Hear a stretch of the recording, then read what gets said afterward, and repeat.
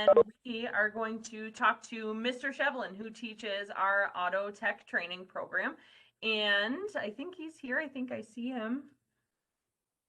Hang on one second. I'm here. Hi, Mr. Shevlin. How are you? I'm doing great. How are you? Good. Welcome, everybody. Yay! I kind of give everybody a little second to kind of hop in because we just transitioned from program to program. But I think we could get started. So, okay. Mr. Shevlin teaches at our Potter Center, but we do have auto training at every center, right? Yes. Yes. So Potter, Tenton, and Harkness. Awesome. So, Mr. Shevlin, could you give us like an overview about your program? Overview about the program. The cool thing about it, where Mr. Leach was talking about airplanes and stuff like that, everything has to come on a truck or a vehicle. So all the stuff that they get the airplane there, we had to deliver it somehow. And technicians are the ones that have to take care of those trucks to make sure that stuff gets there. That's right. Don't go anywhere. So automotive can branch out into every aspect. So in the program, we learn brakes, steering, and suspension. You'll be using the same equipment that is out in industry. So we have a $50,000 alignment machine, so you can align the front tires of the cars. You will learn how to use that. Tire machines, state-of-the-art tire machines, just like regular shops would have or dealerships. They're all going to be at the shop that you're going to be able to use and learn faster. Not just use it once and yeah, I did it. No. Learn it and do it and do it and do it, because that's the only way you can master something really good at it. A lot of kids try to do it once and they get frustrated. It is a challenging field. I mean, cars are changing all the time. It's one of the fields, unlike like doctors and stuff, where yes, new diseases and stuff like the COVID thing happens. The human body doesn't change a lot. Evolution is very slow.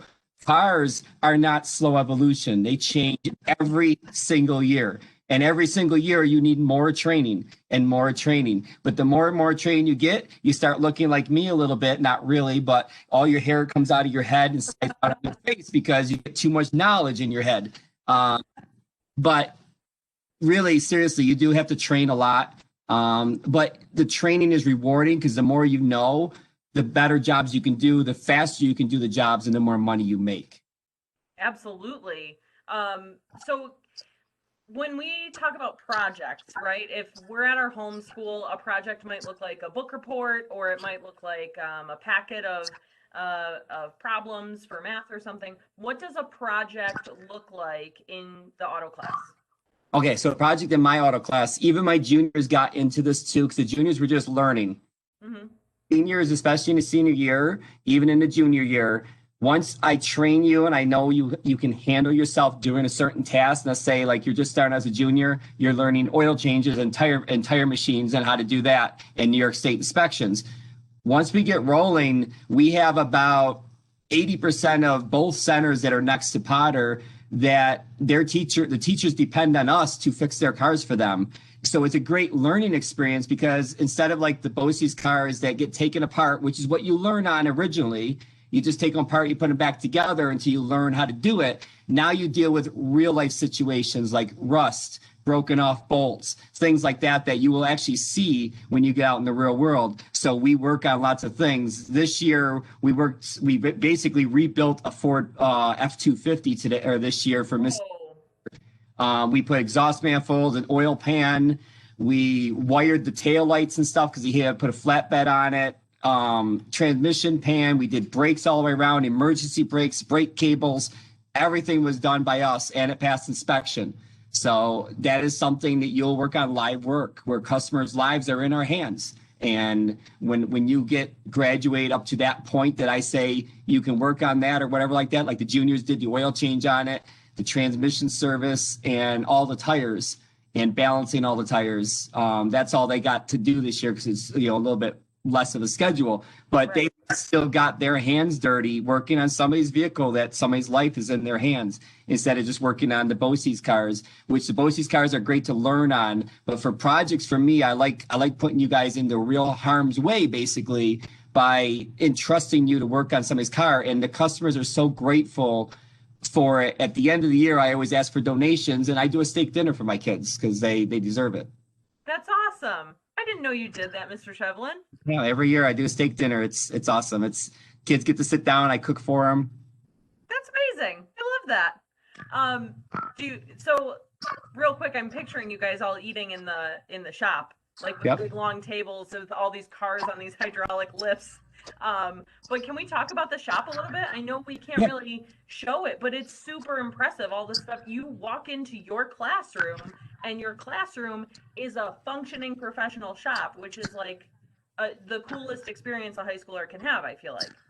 Yes, when you come to our shop, I mean, it looks like a shop. I mean, it looks like if you go to a dealership, you look out there, the walls are painted two-tone.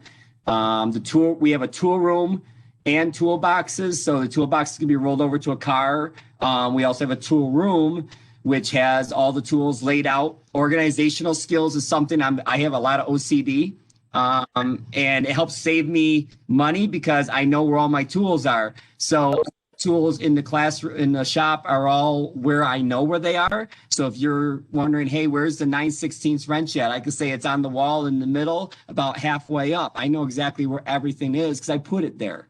And you guys have organizational skills because it will save you money and save you time. The alignment machine is right there. You could drive, it's a drive-on lift that lifts the car up.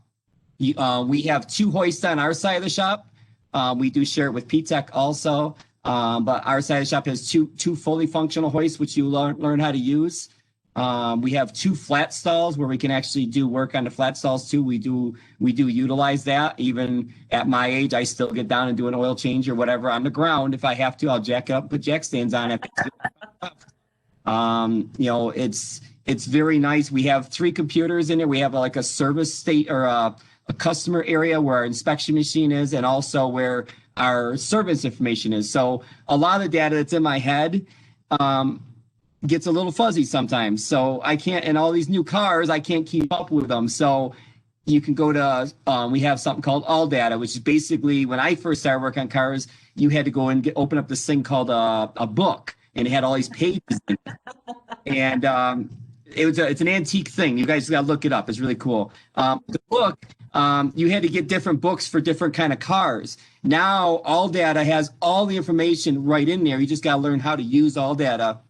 You're looking how to do a procedure on how to do something, you go look it up. And you can print it off right down there and take it back over the car and start working on it. So it's almost college related and industry related the way I run the shop. I try to run the shop that you get the most out of it if you want to put the effort into it. If you put the effort into it, you'll get the effort out of it. And most of my kids, about 80%, will get a job in senior year. In their senior year, they get to, well, actually, if we get back to normal, after your senior year, if I sign off on you, you can go on a paid summer internship between your junior year and your senior year, and you can get paid $14 an hour to be mentored at a dealership and also do work at a dealership during the summer.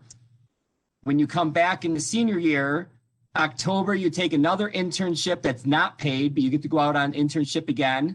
And then in May of your senior year, you get to go on internship. So it's 3 times you get to be out in industry, and industry gets to see who you are. And then usually it leads to a very good job and a career. That's amazing. I don't know many other programs that allow you to do a paid internship, much less over the entire summer.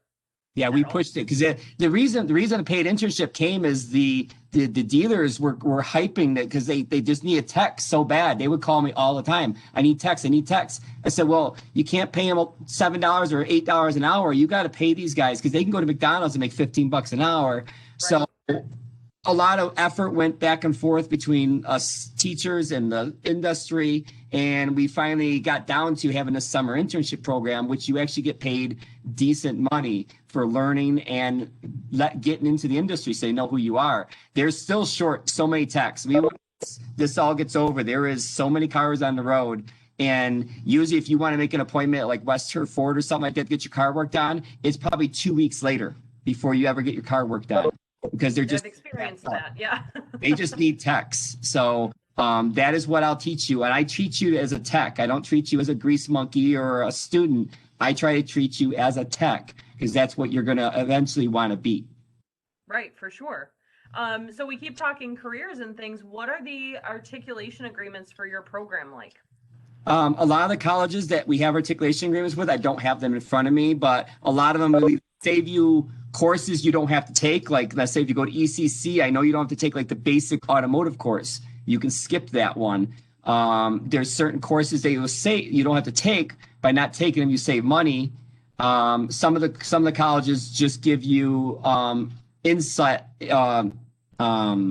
incentives as far as you come there, you'll get some money back or some off your tuition if you do the program. I get kids to go to Alfred State, ECC, Ohio Tech, UNO in Northwestern Ohio, and UTI. I get kids going out there, and they just go out in industry. If you don't want to go to college, they just go out in industry. But I know one kid went down to UTI down in Charlotte for NASCAR training. He was there for 1 or 2 semesters, so a half a year basically, no, 1 year, and he quit. I said, "Why'd you quit?" He said, "Well, I'll tell you when I get up there." Mercedes-Benz came in and interviewed the top 5 kids in the program. Dave was one of them. They basically hired him there on the spot. They were going to give him all the Mercedes-Benz training and take it. And he got to go to Boston for a year and learn all about Mercedes-Benz absolutely for free. So he didn't anymore because that's what they were looking for. When you work on a Mercedes, you need to be the best of the best, and they were looking for it, and he got it. So that's amazing. You just never know. If you really apply yourself, you never know where you can go in this field. You can be the best. Yeah, so it sounds like there's a lot of like, how should I put this? Like things I never thought about that would be related to automotive. What are some of the more like, the less known? Yeah, less known or less point A to point B, right? Where we take auto and then we work on cars. But is there like other paths that you can take? Yeah, there's so many. Cruise ships, if you want to learn how to work on diesel, you can work on power generators and be on a cruise ship. And when you're assigned to a cruise ship, that's all you do is fix that motor and keep it running. You're on a cruise ship. Yep. Power sports. So any power sports that are out there, whether it be boats mechanics or motorcycles, whatever, this can branch into whatever you want. Monster Jam is one of them. You can always go out and work on Bigfoot or Gravedigger. If you the big monster trucks. Sorry, I'm not a car person. Yep. Monster trucks. You can work on big diesel. You can work on agricultural equipment. The power generator, you can work on wind turbines because they hire people from our industry, because if we can read a wiring diagram and we know how to use tools and use our hands, you can fix a wind turbine. There's days when my hot tub would break. I can take out a DVOM and I can go out there and measure all the resistances and I can fix my own hot tub. I don't have to have somebody come in and do it for me. Why? Because I know I learned it from working on cars. Right.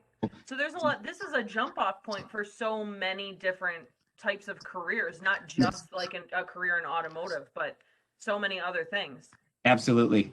That's really, again, I am learning so much more from our teachers right now doing these virtual open houses than I ever could, like with the program or the catalog or whatever. That's why you gotta come down with some coveralls and work in the shop with me one day. I'd love to. I really would. So we talked about some of your successful alumni and like working for NASCAR and then getting to go to Mercedes-Benz. I didn't think that it could get better than NASCAR for someone interested in cars, but it sounds like it can. Can you talk to me about, like, we talked about cars being different and constantly changing. When it comes to like having computers in, I'm going to butcher this. Are there like computers in engines now? Oh yeah. Yeah. That? How does that go? We don't live in the Stone Age anymore, Fred Flintstone. Yeah. So there's about 50 computers in most cars nowadays.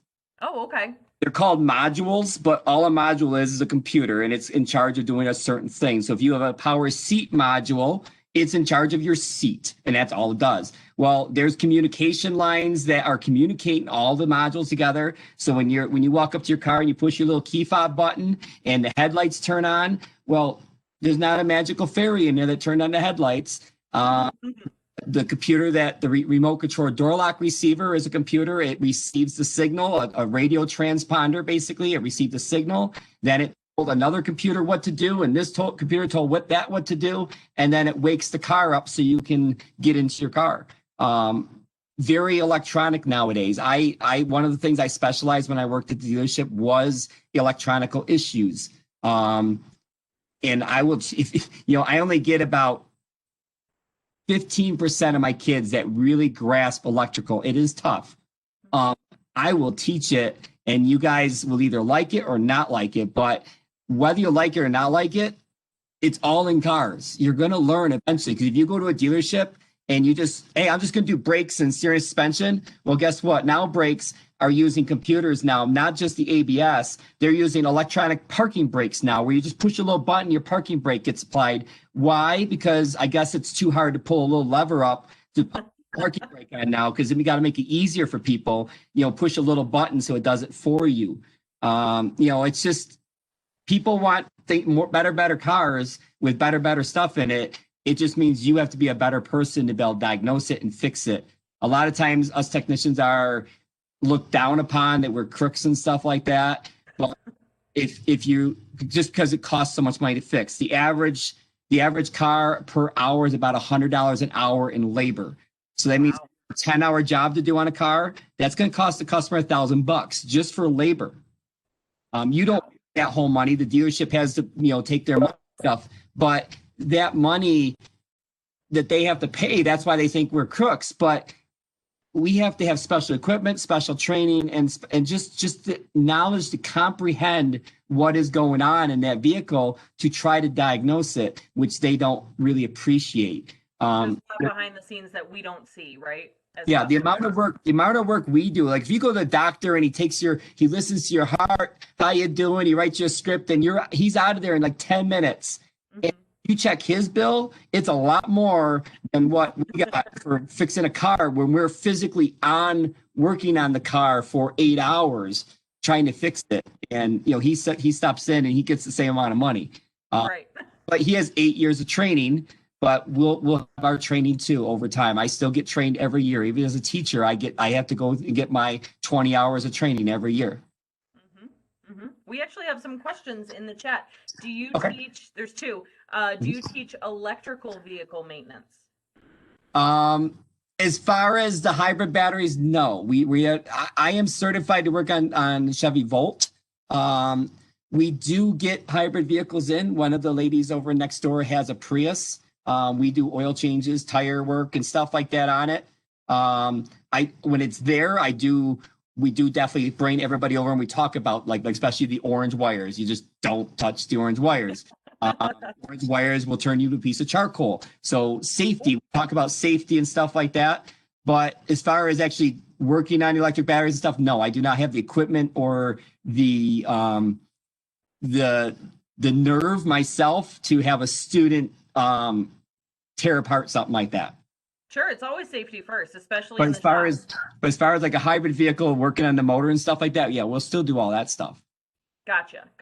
So the other question, do modules work similarly to fuses? This came up when we were talking about, I think, electricity in cars. No, fuses are all by themselves. That's just a circuit protection device. A module is basically like your laptop. If you're watching me on a laptop, it is a physical computer that does computing. So like if you if you turn like let's just say that seat module, you want to turn your power seat on, it gets an input from a switch. So that's like you pushing a key button on your keyboard, and then the computer sees that you push the button, and then it has to decide what it has to do next. So it's actually processing information and doing stuff. And then it talks to other modules. So now it's also communicating with other modules like our computers are doing with the internet, where you guys can see me. Those computers are all working on there. And instead of if you're in a building with a whole bunch of computers, it's called a LAN, which is a local area network of computers. In a car, it's called a CAN, communication area network. So that means there's a network of wires to have all the computers talk with each other. But electrical is fun. I love electrical. I love teaching electrical. There's a lot of cool things you can do with electrical. And some of it is so easy. Once you grasp it, it just becomes like clear as day. Like, oh, I understand how that works. I can tell. You just got to get that click. Just got to get that click to turn on. Yep. So another question on top of that. So like, so the screen in a Tesla or the start buttons that some cars have now is module, right? As opposed to fuse? Or do I have it backwards? No, no, no. It's still the switch is still just a switch. The touch screen would be a module. That would be probably the either the entertainment control module. It could be a temperature control module. Even like your even on a basic car, a lot of times the switch for the windows is a driver's door module. That's what. Okay. And it controls the whole door. It controls the whole door. So Got it. on a Cadillac or something like that, you could have 4 door modules, one for each door, because they use the modules. So like some of those cars have like express windows. My son has an older Jaguar, which has a lot of computers in it. But if you put the key in and you go to lock and you just hold it there, you put the key in, you hold it to lock, that's a signal that gets sent to the driver's door module that says, I want all the windows up. And then it'll tell all the other door modules to roll the windows up. So if you have all the windows down, you can put the key in, turn it to the lock position, just hold it. A, it locks the door, but then B, it'll roll up all the windows for you. Oh, okay. All talking with each other. That's how it all works. Got it. Got it. So the only time I've ever heard the term LAN, L-A-N, is with video games. And then with CAN, is it very similar? Like kind of when you're playing with all of your friends and exactly. It's 100%. Like we're all working together. Yep.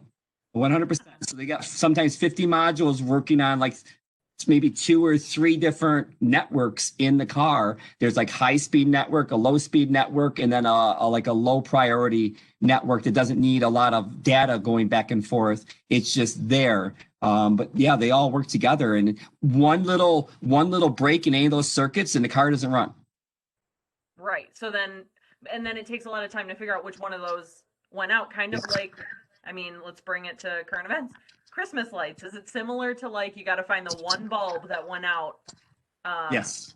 Okay. 100%. Or you have to unplug. You start unplugging modules until all of a sudden your scanner, because we'll learn how to use scanners too. When your scanner starts to read data, then we know that module might be shorted out, or we got to just track it down. And unfortunately, it's not like, the garden hose is not working anymore because the lawnmower ran it over, and you can go out and find it. All the wires are running underneath everything. So the knowledge that you learn, you can start, I call it chunking a system. Okay. You got a whole car, so you got a giant chunk, and it can be overwhelming. But if you start breaking it down, like, well, there's nothing wrong with the back half of the car, so let's isolate it down to here. And there's nothing wrong with the front of the car, so it has to be right here. You chunk it down to a smaller spot, and it gets easier to figure it out once you chunk it down into smaller pieces. Right. I try to teach that to you guys so you guys can learn how to do that. But, my females do awesome in my course. You will get dirty in the course. I did have one kid come one year and he didn't know you got dirty. Get filthy. I will get filthy too. I'm right in there working with you. I get dirty. I get my clothes get all greasy. I dive right in all the stuff right with you guys. I'll never have you do something I would never do or have never done myself. I love it. So when we're talking about your class, right, and the student that takes your class, what is one character trait that a student can bring to your class that's going to help them go far? Can I put 2? Sure, you can give me as many as you want. The ability to learn. Okay. Like I said, you're going to have to constantly learn on cars. They constantly change. So the ability to learn data, and then work ethic. Just come in and want to work. If you put in the effort, you will get a career out of it in 2 years. And you think, oh, it's 2 years, I got lots of time. No, it goes by really quick. And a little saying I just want to share with you guys, I tell it to my juniors every year. I always say it this way. And I don't care which program you want to take. You could take the next program that comes up after me. It doesn't matter. But this is what I always tell my kids. In 2 years, the world's going to hit you in the face. If you don't have a skill to hit it back with, you will fall. And I tell that to my kids. It's blunt. It's down to the point, but it's true. The trades, all trades, whether it be plumbing, welding, auto, aviation, everybody is desperate for people to take our places. Teachers eventually are going to be that way. Teachers are already a little bit that way. Nobody wants to teach. But you have to have that skill to be able to be a teacher. Right. But just get out there in a trade. I don't care if you don't take my program. I would love to have you in my program because I love teaching. I love cars. Cars have been in my life for 30 years. And I would love to be able to give you all my knowledge. And if you notice, it's there's a lot up there. I like to give as much as I can to you. Have fun. So there's one other thing you mentioned, and that's auto. When we think about the auto industry, we think it's predominantly male, right? Most of the people that have ever worked on my car have been teenage guys, men working in a shop. But you do have quite a few female students in your class, and that's encouraging, right? Like, it's not a reason to shy away if you think it's like a boy's job. It's totally not. It is a man-driven world in doing automotive because it is a physical job.